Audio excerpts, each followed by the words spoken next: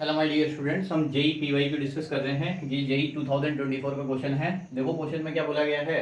N electron moves through a uniform magnetic field B equals to B naught I cap plus 2 B naught J cap tesla at a particular instant of time. The velocity of the electron is 3 I cap plus 5 J cap metre पर second. If the magnetic force acting on electron is 5 E newton where E is the charge on electron then the value of B not is. देखो हमें क्या करना है, B not की value निकालनी है। हमारे पास गिवन में क्या क्या है, तो सबसे पहले हम गिवन लिख लेते हैं। तो यहाँ पर B मैग्नेटिक फील्ड दे रखा है और मैग्नेटिक फील्ड जो है वो दे रखा है B naught I cap plus 2 B naught J cap Tesla. Okay, ये है हमारे पास। और हमारे पास जो इलेक्ट्रॉन की वेलोसिटी है वो दे रखी है इन्होंने 3 I cap plus 5 J cap metre पर सेकेंड में।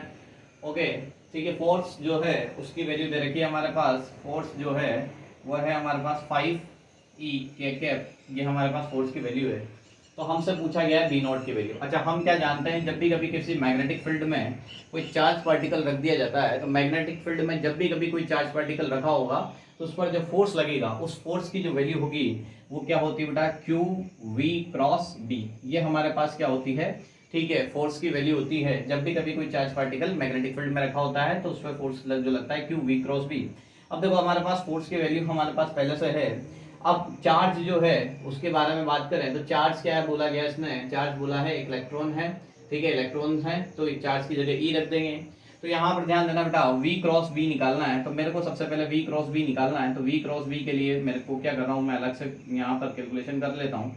तो यहाँ V क्रॉस B चाहिए और V और B के बीच में, तो यहाँ लिख लेता हूँ मैं। देखो I कैप J कैप और K कैप, ये क्रॉस प्रोडक्ट करने का तरीका होता है अपना। यहाँ V के लिए दे रखा है बेटा 3 I कैप और यहाँ पर कितना दे रखा 5 और K का कोई कंपोनेंट नहीं दे रखा, तो हमने क्या ले लिया है 0। यहाँ पर अगर हम बात करें B मैग्नेटिक फील्ड की, तो यहाँ पर देखो B की जगह B नॉट आ जाएगा, ठीक है, I कैप, और यहाँ कितना आ जाएगा 2 B नॉट आ जाएगा और यहाँ कितना आ जाएगा 0।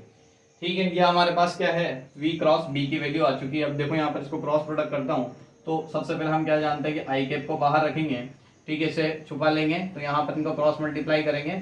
ठीक है, तो यहाँ पर ये कितना मिल जाएगा बेटा, इसको 0 से करोगे, यहाँ भी 0, तो ये पूरी टर्म क्या मिल जाएगी 0 माइनस ऑफ J कैप। देखो J वाली टर्म को छुपाओगे, 3 को 0 से करोगे 0 और B नॉट को 0 से करोगे तो ये भी पूरी टर्म क्या होने वाली है 0।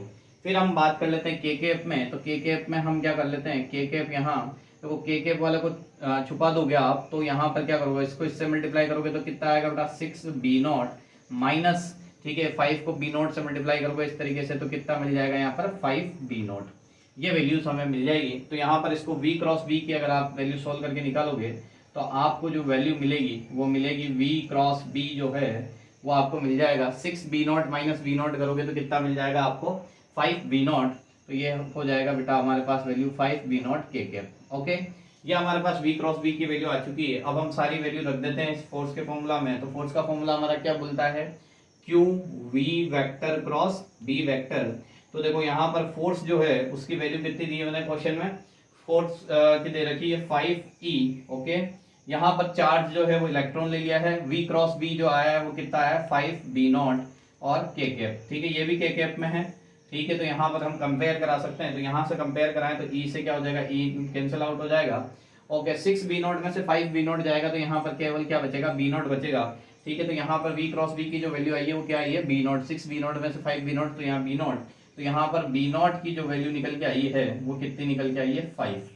तो यहाँ पर जो इंटीजर टाइप क्वेश्चन है इसमें V की वैल्यू डालनी थी B नॉट की, तो यहाँ कितना आ जाएगा बेटा 5। आई होप आपको क्वेश्चन समझ में आया होगा। Thank you for watching.